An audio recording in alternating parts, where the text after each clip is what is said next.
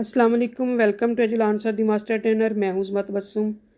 जैसा कि आपको पता है कि हमने नूरे इल्म के नाम से कुरान पाक की मुख्तलिफ़ सूरतों की फ़जीलत बयान करने का सिलसिला शुरू किया हुआ है। तो आज हम इस सिलसिला में पढ़ते हैं सूरह मुल्क की फ़जीलत। सूरह मुल्क कसरत से पढ़ा करें और उसको पढ़ कर मरने वालों को सवाब भी पहुँचाया करें, इसलिए कि हदीस शरीफ में आया है कि सूरह मुल्क की 30 आयतें आदमी की इतनी शफात करती हैं कि इसकी मग़फ़रत कर दी जाती है। एक रवायत के अल्फाज हैं, अपने पढ़ने वाले की मग़फ़रत का उस वक़्त तक सवाल करती रहती हैं कि उसको बख्श दिया जाता है। एक और हदीस में आया है कि रसूलुल्लाह सल्लल्लाहु अलैहि वसल्लम ने फ़रमाया कि मेरा जी चाहता है कि ये सूरह मुल्क हर मोमिन के दिल में हो।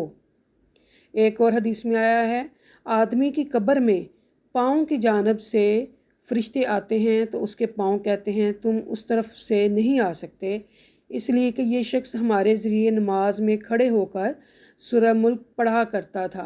फिर सीने की तरफ से, पेट की जानिब से, फिर सर की जानिब से आते हैं। हर अज़ू यही कह देता है कि तुम इस रास्ते से नहीं आ सकते, इसलिए कि ये शख्स हमारे ज़रिए सूरह मुल्क पढ़ा करता था। बस ये सूरत उसको अज़ाब कब्र से बचा देती है। ये सूरत या इसकी फ़जीलत तो रात में भी मज़कूर है। जिस शख्स ने इसे रात में पढ़ लिया उसने बहुत कुछ और बहुत अच्छा अमल कर लिया।